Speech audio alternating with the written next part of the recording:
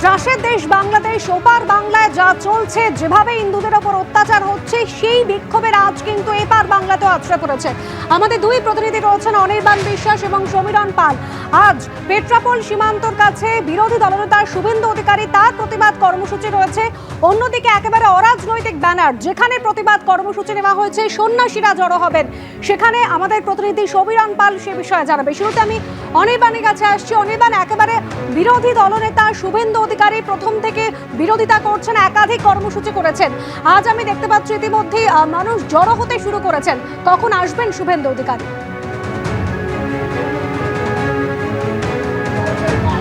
তোমাকে প্রথমে জানিয়ে রাখি, শুভেন্দু অধিকারী এখানে প্রায় 250 নাগাদ আসার কথা রয়েছে। এই মুহূর্তে তুমি দেখতেই পাচ্ছ প্রায় কানায় কানায় কিন্তু পরিপূর্ণ হয়ে গিয়েছে প্রতিবাদ সভা। প্রচুর মানুষ তারা কিন্তু এসছেন এবং বিভিন্ন জায়গা থেকে এখনও মানুষ এসে চলেছেন। এবং তোমাকে জানিয়ে রাখবো যে যেখানে প্রতিবাদ সভাটি হচ্ছে তার থেকে পেট্রাপোল এবং বেনাপোল যে বর্ডার, তার দূরত্ব 1 কিলোমিটারেরও কম। ফলত একেবারে বলা যায় যে বাংলাদেশ বর্ডারের সামনে দাঁড়িয়ে সেখানে কিন্তু এই প্রতিবাদ কর্মসূচি নিচ্ছে করা হচ্ছে। এবং সম্পূর্ণ অরাজনৈতিক একটি ব্যানার, সনাতনী ঐক্য পরিষদ নাম দেওয়া হয়েছে এবং সেই ব্যানারে কিন্তু এই প্রতিবাদ মঞ্চ হচ্ছে। এখানে বিভিন্ন সম্প্রদায়ের মানুষ তারা কিন্তু আসছেন, বিভিন্ন ধর্মীয় সংগঠন যেমন রয়েছে, বিভিন্ন গণসংগঠনের মানুষজন কিন্তু আসতে শুরু করেছেন। এবং তুমি দেখতেই পাচ্ছ যে ইতিমধ্যে কিন্তু মহিলা পুরুষ নির্বিশেষে প্রচুর মানুষ তারা কিন্তু ইতিমধ্যে সেই জড়ো হয়েছেন।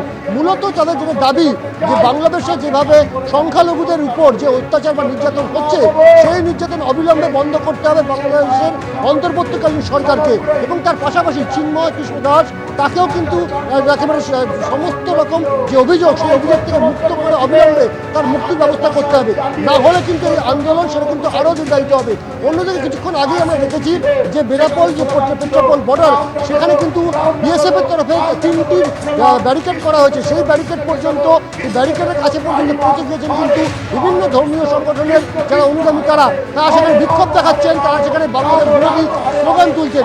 স্বাভাবিকভাবে কিন্তু বাংলাদেশকে একটা বার্তা দেওয়ার চেষ্টা চলছে একেবারে সীমান্ত থেকে, পরিস্থিতি যদি নিয়ন্ত্রণে না আসে তাহলে বাংলাদেশের পণ্য পরিবহন থেকে শুরু করে যাত্রী যে ভিসা, সেই সমস্ত কিছুর উপর কিন্তু প্রভাব পড়তে চলেছে। এবং আজকে সকালেই আমরা দেখেছি যে এখানকার যিনি স্থানীয় বিধায়ক রয়েছেন স্বপন মজুমদার, তিনিও কিন্তু পক্ষান্তরে ঘুরিয়ে বলে দিয়েছেন যে পরিস্থিতির দিকে যারা নজর রাখছেন, না হলে কিন্তু 100 টাকার লঙ্কা 300 টাকায় কিনতে হতে পারে বাংলাদেশকে। অর্থাৎ কোথাও গিয়ে কিন্তু প্রচ্ছন্ন হুমকি দেওয়া হচ্ছে বিজেপির তরফ থেকে বা এখানকার স্থানীয় নেতৃত্বের তরফ থেকে যে বাংলাদেশ যদি পরিস্থিতি নিয়ন্ত্রণ না করে তাহলে কিন্তু তার ফল বাংলাদেশকে ভুগতে হবে। একেবারে অনির্বাণ, এই বার্তা দেওয়ার চেষ্টা করা হচ্ছে বাংলাদেশকে। এখানে শুভেন্দু অধিকারী রাজ্যের বিরোধী দলনেতা, তিনি যেরকম এই সমাবেশে থাকবেন, অন্যান্য বিজেপি বিধায়করা তারাও এই সমাবেশে উপস্থিত থাকতে চলেছেন। এদিকে পেট্রাপোল সীমান্তে সন্ন্যাসীদের জমায়েত ডাক দেওয়া হয়েছে। সনাতনী সমাজের সংগঠন অখিল ভারতীয় সন্ত সমিতি আজ উপস্থিত থাকতে চলেছে এই সমাবেশে। আমরা বনগাঁ পেট্রাপোল সীমান্তে গিয়ে সেখানে সন্ধে পর্যন্ত যত পণ্যবাহী ট্রাক যাতায়াত করে তাদের সকলের যাতায়াতটাকে আমরা বন্ধ করতে চাই।